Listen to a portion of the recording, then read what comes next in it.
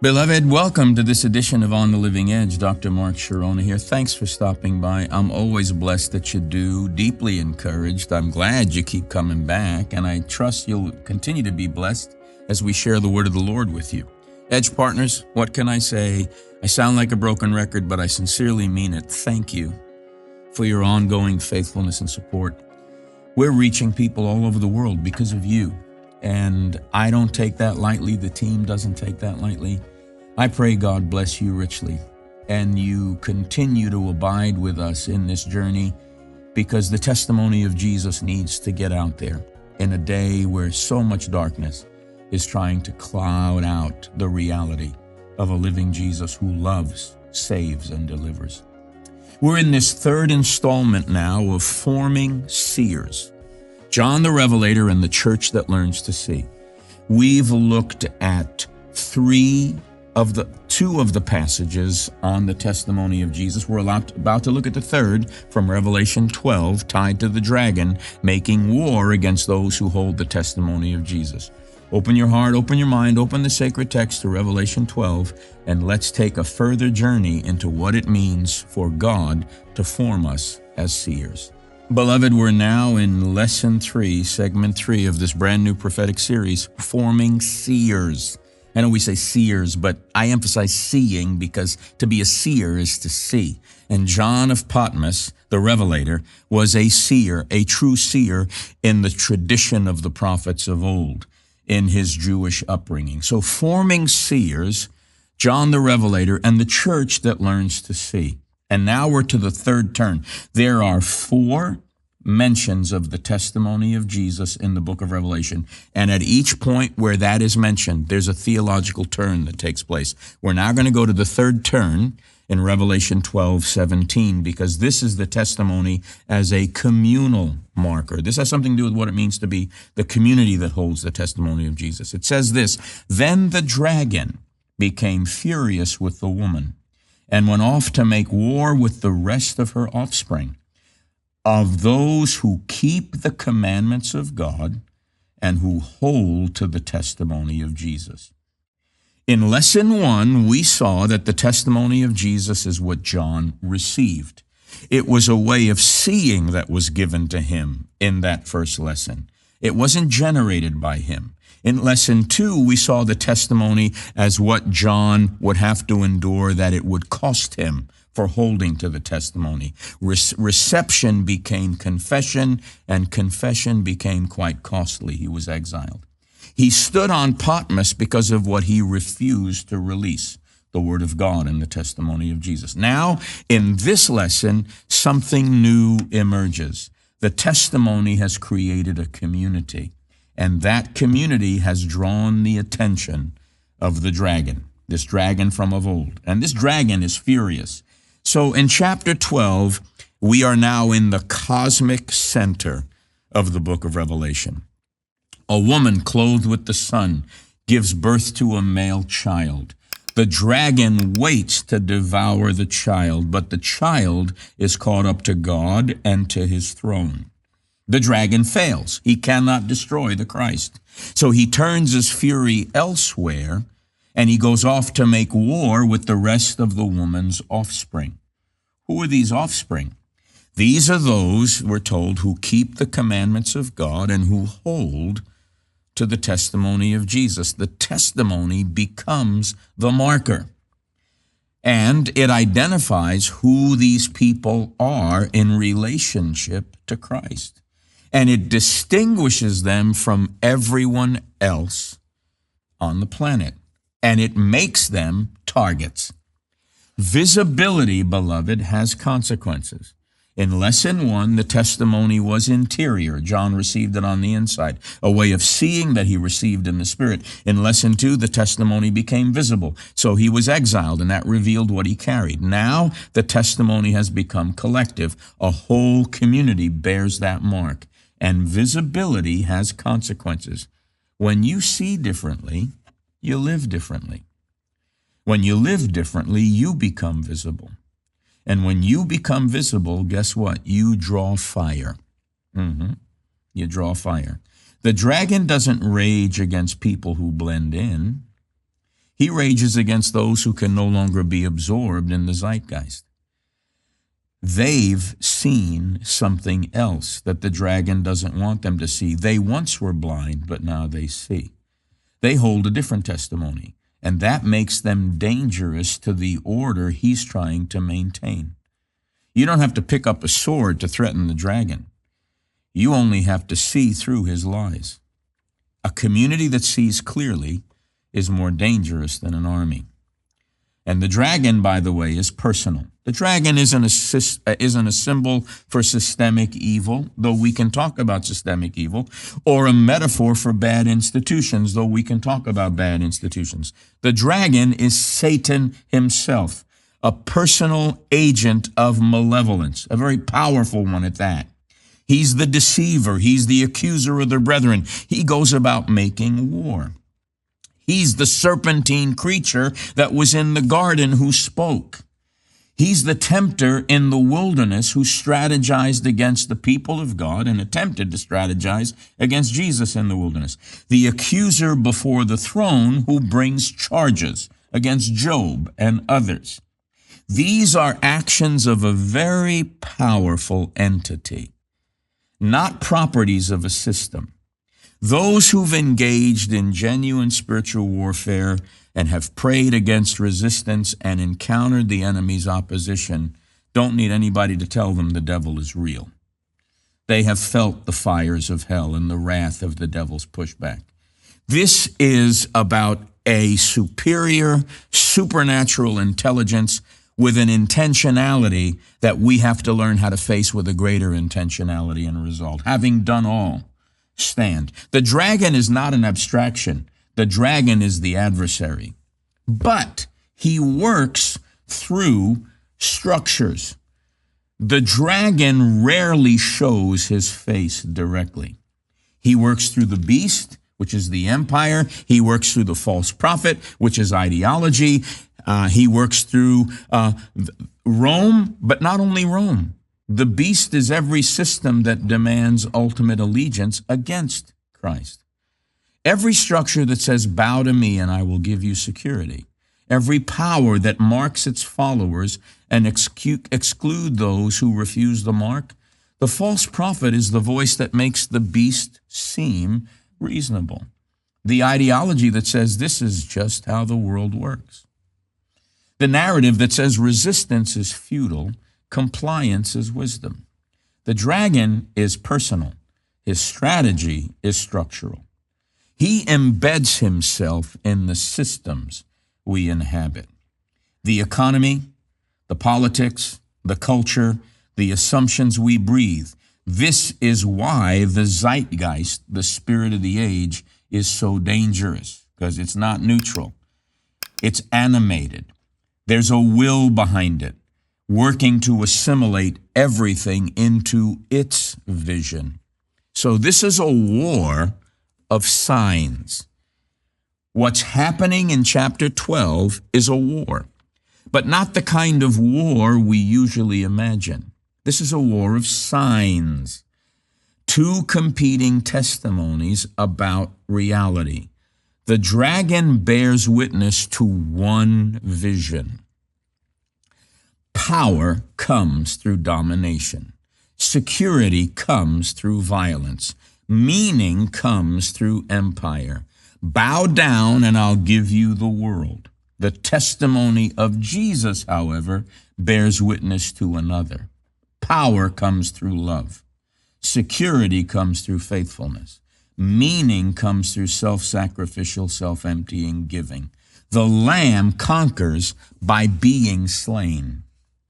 Those two testimonies cannot coexist peacefully. They are making competing claims about what is real. And every person, every community is being marked by one or the other. The beast will mark its followers on the forehead and on the hand, the way we think and the way we act. God will seal his servants by the Spirit. The marks represent our allegiances. and allegiances are constituted by which testimony you hold to. To hold the testimony of Jesus is to be inscribed in a different order, to see through the dragon's lies, to refuse his mark, to bear the seal of the Lamb instead. Why? Because the Lamb reorders absolutely everything. Here's what protects the community from being swallowed by the conflict. The Lamb who reigns from the center of the throne in a cross-shaped position. This is the central image of the entire apocalypse, a lamb standing as though freshly slain. This image, beloved, reorders everything, and I would argue we have lost this image, and we've wanted to lionize Jesus in a way that the Lion of Judah is not.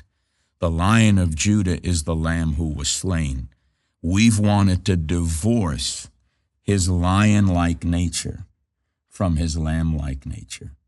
And he is a lion before his enemies, but those are spiritual enemies, invisible enemies.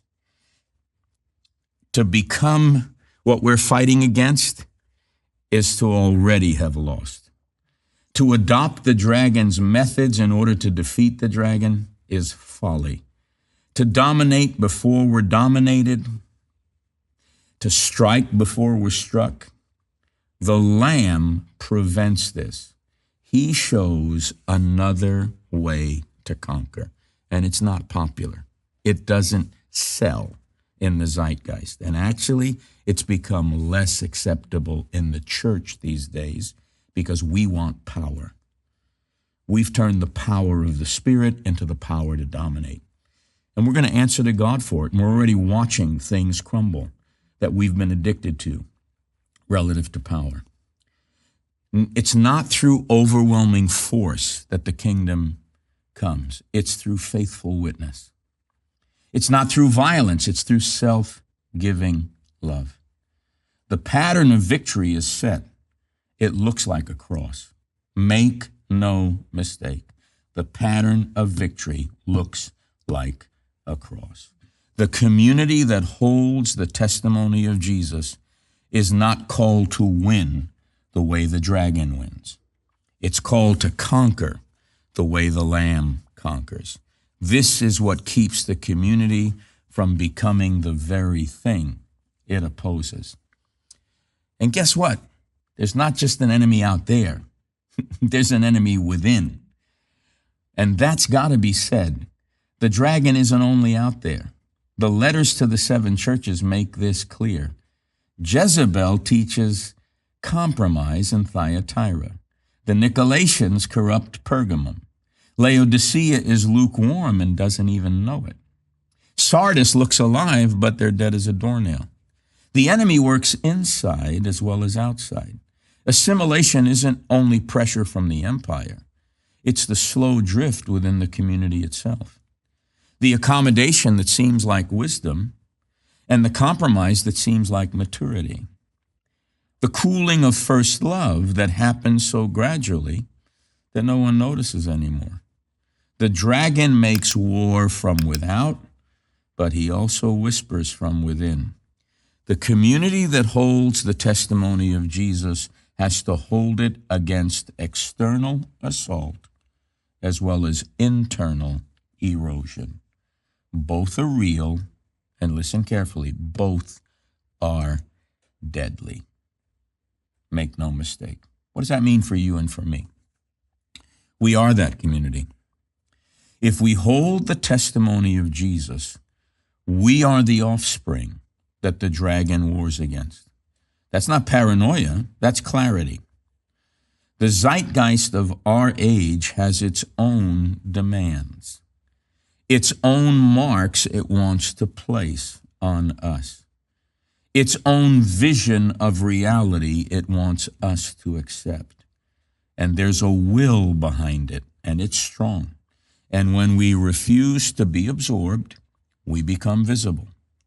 When we become visible, we draw opposition.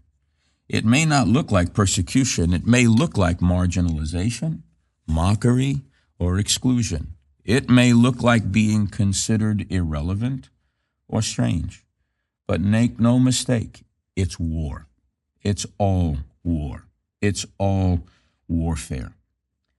The question isn't whether we'll face it. The question is whether we will hold the testimony when the pressure comes, and whether we will hold it the way the Lamb held it. Not with the dragon's weapons, but with the Lamb's witness. So here's the third turn. This is the third of the four movements of the testimony of Jesus in the book of Revelation. The third turn moves us from embodiment to community. We talk a lot about doing life together, but doing life together is far more than going to Starbucks after a meeting. How do we do life together? Do we go out and party just like the world? Do we show up at gatherings where we behave just like those that are outside of Christ? Because trust me, I've lived long enough to hear the stories of many of the superheroes and superstars in the church movement who fell, how the mighty have fallen, because they thought they had grace to get away with stuff that when the world saw it, they said, why should I follow a Jesus that allows you to do what you're saying we shouldn't do? The hypocrisy of all that. In Revelation 1:2, John received the testimony as a way of seeing. In Revelation 1:9, he bore the cost of that testimony in his own body and in his circumstance at Patmos. In Revelation 12:17, the testimony has become the marker of a people. When you get around people that have been formed by the cross, they don't laugh at the things that carnal Christians laugh at. Matter of fact, they weep at things that others find funny. You get around those that deeply love and follow Jesus, and you discover you can't figure them out if you yourself are living a compromised life.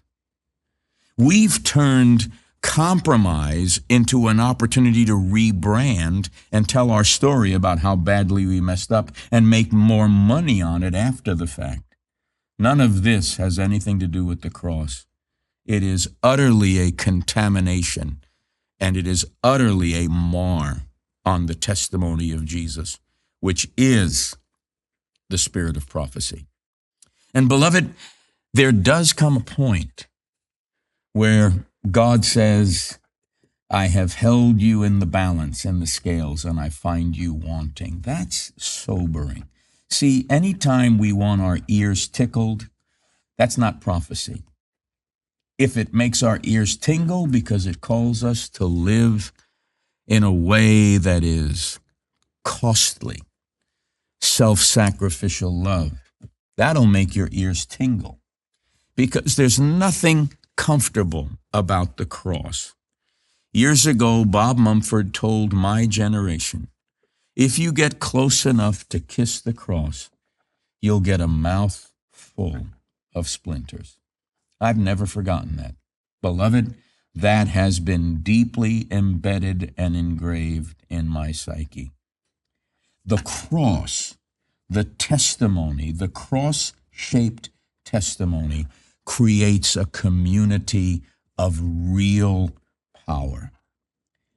Listen, it's one thing for people to know your name. It's one thing for God to know your name. You want to know when you've got power? It's when the devil, the 7 sons of Sceva, try to cast out a devil in the name of Jesus, whom Paul preaches, and it doesn't work. And the devils say, Jesus I know, and Paul I know, but who are you? The church needs to recover what it means for hell to be intimidated by the advance of the warriors of the cross. That's what we need today. We don't need the roof to blow up and blow off. We need the bottom to fall out of everything that has nothing to do with the Via Dolorosa and the cross-shaped life.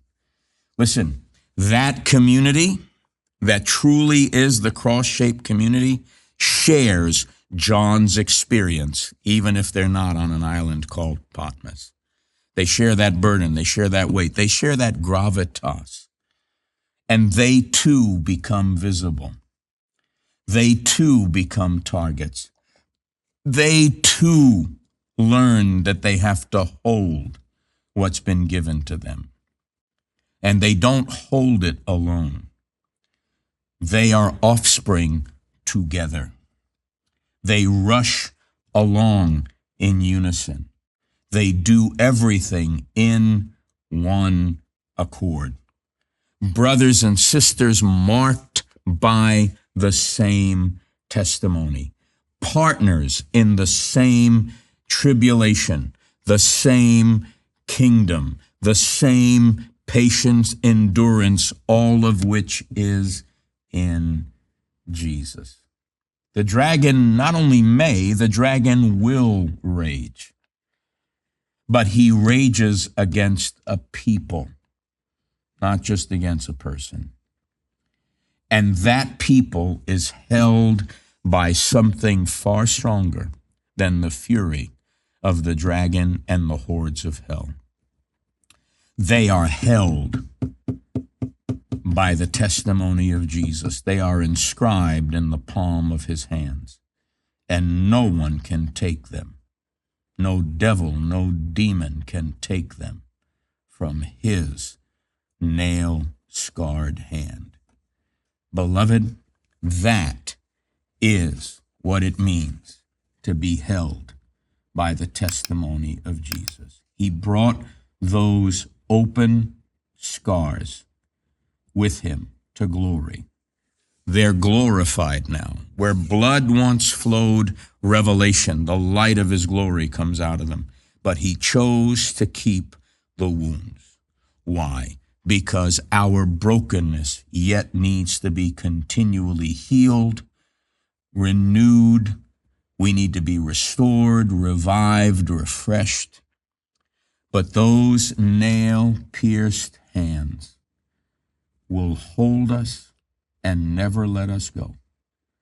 And as we abide faithful, he will do through us and for us what we could never do for ourselves. May God grant us the courage and the grace to stand with Christ, no matter who it identifies us with or who it separates us from. There's an expression that's used by theologians, soli Deo Gloria, for only the glory of God. Beloved, as always, we come to this moment in the broadcast, and I invite you to participate with us in the ongoing work we're doing all around the world. It's bearing fruit, and I'm grateful for that, and I'm grateful for you in that the fact that you support us in doing that. And this month, for your love gift of $35, I want to say thank you by putting in your hands this brand new 4-message series, Forming Seers. There's something about being able to see that I believe gets us hungry for the deeper realities of what it means to be pure in heart and see God. And this series is designed to awaken a deeper hunger and a deeper desire to pursue him with all our hearts. And Lord knows we need that now more than ever. Your love gift will enable us to continue to do what we're doing and even expand what we're doing. And so I want to thank you for your generosity. You can have this series in CD, DVD, or MP3. It's your choice. Also, if you're willing to sow a love gift of $55, I want to share with you my brand new book on prophetic integrity and the Elijah legacy, where I take you through a portion of the life of Elijah and how God forms him to see and to hear so that he can speak on behalf of God. The nuggets in there are rich. You're going to want to go back and underline 1,001 times. There's so much in there that will enlarge your perspective on what genuine prophetic formation is all about. I promise you won't be disappointed. And finally, if you're moved on to sow a love gift of $75, I have a brand new 2-hour content-rich webinar on prophetic discernment. And I promise it won't just bless you, it will stretch you to discover that prophetic discernment isn't a cakewalk and it's not some entertainment field. It's actually a deep transformation of our insides so that we can move in a way of seeing, hearing, and speaking in a way that glorifies Christ. Sow that love gift now, $35, $55, $75. You decide if you want the digital products in CD, DVD, or MP3. And I'll say thank you by putting these various resources in your hands. Call now, sow now. Blessings.